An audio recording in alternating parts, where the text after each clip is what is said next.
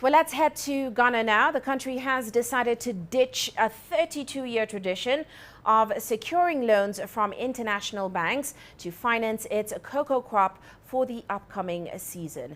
Now, according to the industry regulator, the country wants to stop borrowing the annual syndicated loans and instead tap domestic sources to fund beans purchases from farmers in the upcoming season. That decision follows a Bloomberg report revealing that the world's second largest cocoa producer had been negotiating a bridge loan with major cocoa traders such as Barry Callebaut and Olam Group. This is after talks with foreign lenders for a $1.5 billion syndicated loan stalled. Now, the Cocoa Board typically secures a minimum of $1 billion annually to finance seedlings from farmers as well as other things. However, due to the country's debt restructuring and a decline in cocoa production, it could only borrow about $600 million last year.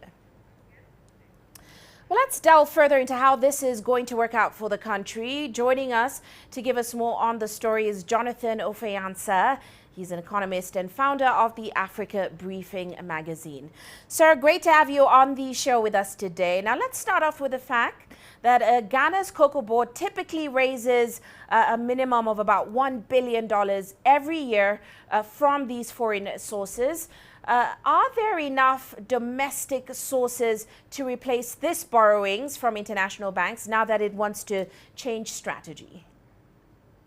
No, I don't think so, because Ghana's domestic financial market may not have the depth and the capacity to entirely, replace the 1 billion typically raised, from the international sources. And again, the country's financial institutions may face challenges in providing such a large-scale financing at competitive rates, which the international lenders typically offer. But while there's a potential to gradually increase the domestic funding, it will likely require substantial reforms and development within the local banking sector, including increasing liquidity and creating specialized financial products for agriculture. And just before we'll delve further into the impact, we know the regulator said it basically wants to wean itself from this annual syndicated loans. But we're also hearing that talks with foreign lenders have also stalled. So what really is the situation on ground by your thoughts? Well, so the situation on the ground appears to be a mix of aspiration and reality. Because while the regulator's intention is to reduce reliance on foreign syndicated loans is clear, it still faces challenges in finding sufficient alternative sources of financing. So the talks with the foreign lenders are stalling. The fact that it is stalling could be due to several factors, like you mentioned, Ghana's debt restructuring, which has actually impacted the country's creditworthiness, and also even the fluctuating cocoa prices. Though I must add that there's a surge in the global cocoa prices currently, and also the overall economic situation in the country. And all this could place additional pressure on the cocoa regulator, the Ghana Cocoa Board, to explore alternative financing options through this transition, though this transition may take some time. Now, earlier we were talking about the impacts this will have on the sector. What sort of impact will this absence of foreign cocoa funding have on Ghana's overall sector, Ghana's forex reserves, and also the economy? Let's delve a little further into that.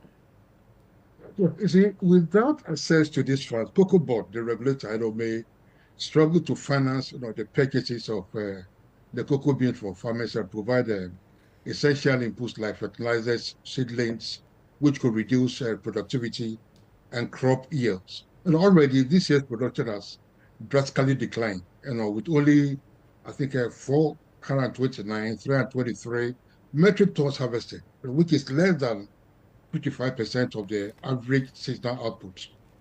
So this could lead to a decline in cocoa exports, which is, as you said, one of Ghana's major foreign exchange earnings and negatively impact the country's foreign reserves. So a shortage of foreign exchange could further devalue the cedi, which is currently trading at an all-time low of 16 to the dollar, okay, and contribute to inflation, thereby worsening the already overall economic situation. Now, it is quite surprising because currently we're seeing cocoa prices rising rapidly on the global stage. On that note, what is the outlook for the overall sector in Ghana, given that, of course, as you mentioned, the cocoa crop harvest targets for this season, the 24-25 season, they've been cut by about 20% due to weather concerns. If you balance this out with the price of cocoa, what is the outlook for Ghana's cocoa sector? The outlook, at least even for the 2024-2025 season, actually appears challenging, and because the reduction in harvest targets due to the adverse weather conditions actually indicates that production will be lower than expected, which could exacerbate existing financial difficulties within the sector. And again, the lower production may also reduce export volumes, impacting foreign exchange earnings and putting additional pressure on the economy. And this situation could underscores the need for Ghana to implement more resilient agricultural practices and diversify its sources of foreign exchange to mitigate the risks associated with this heavy dependence on the cocoa exports.